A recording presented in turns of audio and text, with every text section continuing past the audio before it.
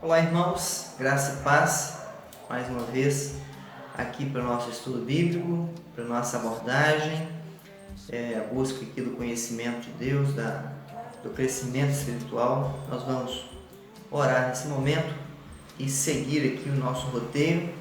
Estamos trabalhando o Catecismo Maior de Westminster. Hoje nós vamos fazer uma abordagem panorâmica na pergunta de número 16 e tentaremos aqui pontuar algumas coisas para nossa edificação.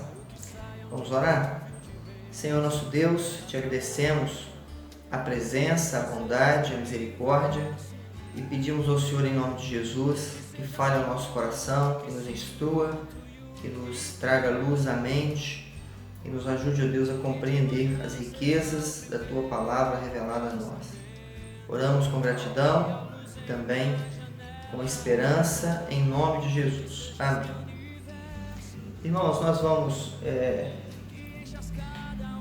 ler aqui a pergunta do Catecismo Maior de Westminster, pergunta número 16, a resposta também, e em seguida eu vou ler texto bíblico acerca do tema tratado na nossa pergunta. Pergunta número 16 diz assim: como foi que Deus criou os anjos? Como foi que Deus criou os anjos? Resposta: Deus criou os anjos, todos os anjos, como espíritos imortais, santos, excelentes em conhecimento, poderosos para executarem os seus mandamentos e louvar o seu nome, estando contudo sujeitos a mudanças. Nós vamos ler dois textos bíblicos aqui para a nossa fundamentação bíblica e seguiremos depois com alguns apontamentos. O primeiro texto que nós vamos ler, Colossenses capítulo 1, versículo 16. Colossenses 1, verso 16, diz assim, verso 15 e 16, para ficar mais claro. Este é a imagem do Deus invisível, o primogênito de toda a criação, pois nele foram criadas todas as coisas, nos céus e sobre a terra, as visíveis e as invisíveis, sejam tronos, sejam soberanias, quer principados, quer potestades, tudo foi criado por meio dele e para ele. Amém. Nós vamos ler também Carta de Judas, versículo 6. Judas, verso 6. Diz assim: e há anjos que não guardaram o seu estado original, mas abandonaram o seu próprio domicílio, ele tem guardado sob trevas, em algemas eternas, para o juízo do grande dia. Amém. Haveria vários outros textos que poderíamos ler, mas delongaria muito aqui essa parte introdutória. Bem, nossa abordagem hoje é acerca de como Deus criou os anjos. O fato é que Deus criou os anjos. A Bíblia é clara ao afirmar que todos os anjos são criados por Deus. Todos os seres, todos os poderes, todas as entidades espirituais, não há um único ser que não tenha advindo do poder criativo e da vontade criativa de Deus. O único ser não criado é o próprio Deus, certo? Então, seguiremos aqui nesta direção de como os anjos foram criados. Bem, em primeiro lugar, eu gostaria de lembrar que há muito que se estudar ainda, que nós não trataremos aqui, mas há muita especulação, muita invencionice, muita criação acerca dos anjos, né, dos seres celestiais. Há muitas coisas que nutrem a mente e a curiosidade das pessoas. Muitas coisas que estão relacionadas a isto são meras especulações mesmo. Outras podem ser apreendidas da Escritura. Então, a primeira coisa que eu gostaria de pontuar, o primeiro aspecto dentro deste nosso tema, né, da criação dos anjos, né, de como Deus criou os anjos, e baseando na resposta do Catecismo Maior, o primeiro aspecto é que os anjos foram criados por Deus de uma maneira muito específica, né? Eles foram criados por Deus para serem criaturas divinas. Eles são fruto da ação, do plano, da obra e do poder criativo de Deus. Por que isto é relevante para esta concepção doutrinária, este aspecto da confissão de fé e do Catecismo Maior? Porque se os anjos não fossem criados por Deus, eles seriam como Deus. Eles seriam pré-existentes ou autoexistentes. Eles teriam em si mesmo a eternidade que é própria do ser divino. Então, eles são frutos da criação divina. Isto traz à tona uma implicação importante, visto que vivemos num mundo cheio de filosofias estranhas, de cosmovisões estranhas, que dão uma ideia, ou algumas delas seguem na vertente de que há o mesmo peso e poder para a entidade que representa o bem e o mal, como se houvessem duas forças, dois poderes, dois seres autoexistentes, poderosos, que digladiam-se entre si, redundantemente falando aqui, que se digladiam e medem forças. Então veja que é relevante entender, lembrar e verificar biblicamente. O texto de Colossenses faz essa afirmação, né? É importante verificar isso biblicamente, de que todo ser, incluindo os seres celestiais, os anjos, e uso essa terminologia de forma genérica para falar de todos os seres celestiais, arcanjos, querubins e etc.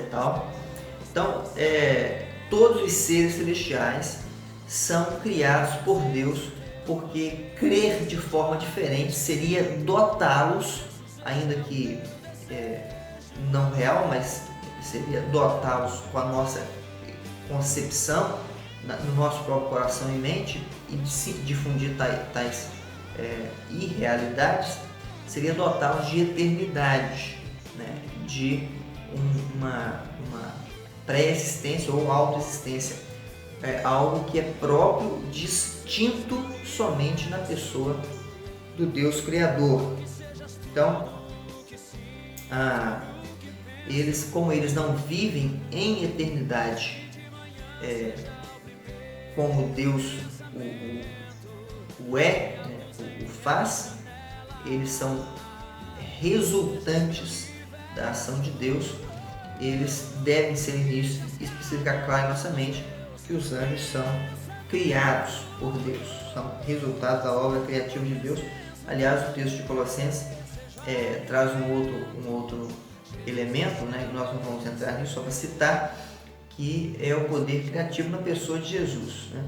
Ele é o agente da criação, como diz João, capítulo 1, verso 1, Colossenses aqui, capítulo 1, verso 15 e 16. Um segundo ponto importante dentro disso que eu gostaria de trazer à nossa mente é acerca de uma primeira diferença que existe entre os anjos e o homem, dado o fato de que ambos foram criados por Deus. E este primeiro aspecto está relacionado a como os anjos foi criado, né? Como eles foram criados. As demais coisas, claro, estão relacionadas a isso também, mas eles foram criados para serem ou como espíritos. Essa é uma diferença crucial da criação dos anjos, ou entre os anjos e o homem. Eles foram criados, eles são espíritos. Isso quer dizer que eles não possuem corpo, eles não possuem uma formação corpórea, eles não têm a mesma composição, a mesma formação de persona, né, de personalidade, pessoa, que o ser humano tem. Então, sendo espírito, eles não são compostos como o homem de dois elementos, a saber, corpo e alma. O anjo é apenas espírito, a sua unidade é espiritual. E isto é importante também porque pode suscitar uma dúvida com relação às aparições, né, angélicas, e tende-se a pensar nos anjos assim, como uma pessoa que aparece e tal. Bem, a Bíblia relata alguns eventos de aparições angelicais em forma humana. Isso não quer dizer que eles tenham um corpo, mas quer dizer que eles assumiram a forma humana, que eles assumiram os aspectos da humanidade para poder comunicar algo à humanidade, algo inteligível à humanidade. Então eles assumem, nesses eventos assumiram a forma humana, eles se dirigiram ao homem como homem, eles se comunicaram com uma linguagem humana, eles se demonstraram aspectos humanos, o que não os torna homens e não serve de base para afirmarmos que eles são formados por Deus com corpo também. Não é o caso. Eles são espírito, né? Eles não possuem corpo, ainda que em alguns momentos da história tenham se manifestado na forma humana para cumprirem o propósito que Deus estabeleceu para eles, ou a missão que Deus estabeleceu para eles naquele evento específico. Ok? Então, os anjos foram criados por Deus, foram criados como espíritos, né? Nesse caso, espíritos imortais. Eles não podem morrer, ainda que possam ser condenados, né? Não podem morrer. Esse é um outro aspecto importante aqui nessa composição angelical.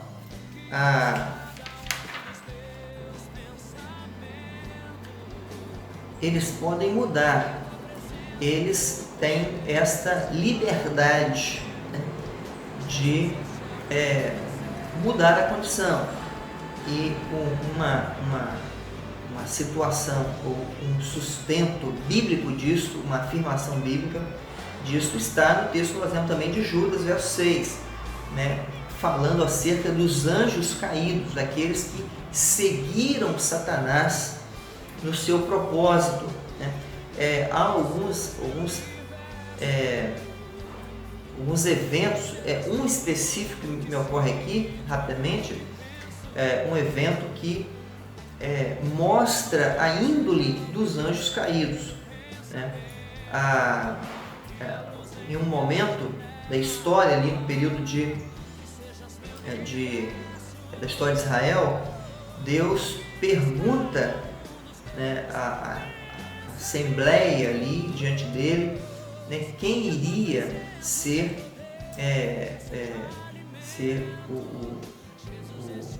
o agente da mentira, né? Lábio mentiroso seria aquele que ia suscitar mentira na boca, né, dos profetas, falsos profetas.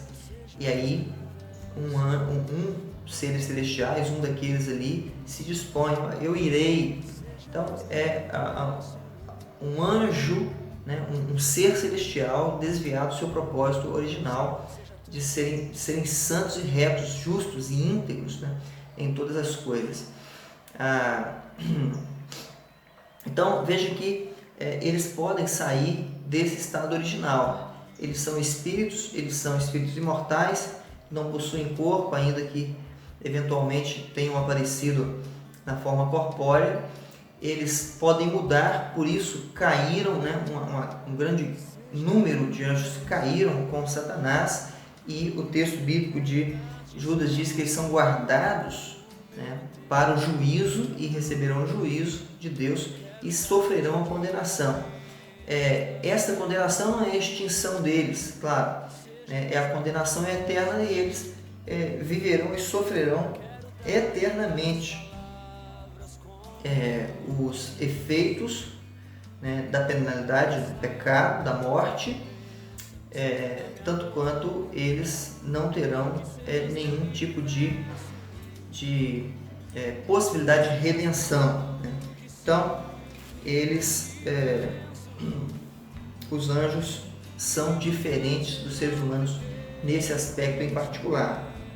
Mas existe uma segunda diferença entre os anjos e os seres humanos, é o nosso terceiro ponto aqui. Eles não possuem ancestrais. Então veja que o homem, a humanidade, quero dizer, toda está ligada biologicamente, todas elas, toda a humanidade, todos os seres humanos estão biologicamente ligados, estão relacionados por laços biológicos. Todos são resultado de uma única matriz. Todos são posteridade de um único primeiro ancestral, a saber, Adão. Toda a humanidade traz na sua biologia, na sua formação, este traço primeiro da pessoa de Adão. Os anjos não. Os anjos não possuem isto. Não existe entre os anjos um equivalente como Adão.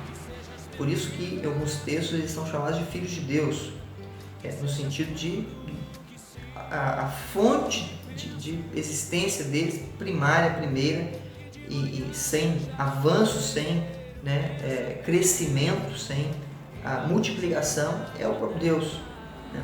Então, eles não têm essa peculiaridade que a humanidade possui. Eles não possuem ancestrais. Razão pela qual, inclusive, dentro desse escopo, é que não há redenção para os anjos. Os anjos caídos estão caídos e serão condenados, ponto, né? De Satanás e todos aqueles que o seguiram. A redenção é somente para os homens, somente para a humanidade. Deus fez uma aliança com a humanidade. Deus revestiu a humanidade de excelência. Deus prometeu e garantiu a redenção para a humanidade. E esta humanidade será toda redimida, né? A sua composição integral. Os anjos caídos não podem experimentar isto, né? Então veja que os anjos foram criados por Deus, eles são criados por Deus. Os anjos são criados por Deus como espíritos imortais, diferentes dos seres humanos, com a capacidade de mudar e mudaram, cair, e muitos caíram e serão condenados. Os anjos foram criados por Deus sem a possibilidade de ascendência ou descendência. Eles não se reproduzem, não se casam, não se dão em casamento. Falarei disso agora, citarei isso agora no próximo ponto. Então, eles são a mesma quantidade criada por Deus. A diferença aqui nesse escopo é que um número permaneceu fiel ao seu Criador e outros caíram juntamente com Satanás. Então eles não possuem um ancestral, eles não têm ligação entre si, eles não têm laços, né, relacionais entre si, porque eles não têm uma matriz ancestral, eles não têm um equivalente a Adão.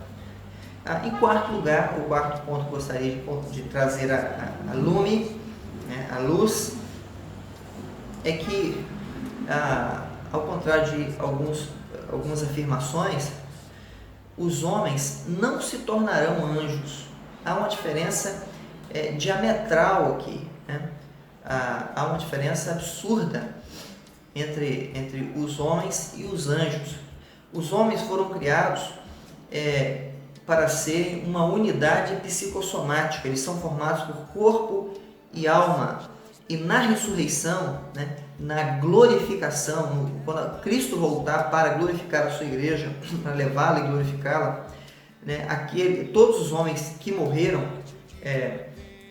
antes dessa chegada de Jesus serão reunidos novamente, serão ressuscitados.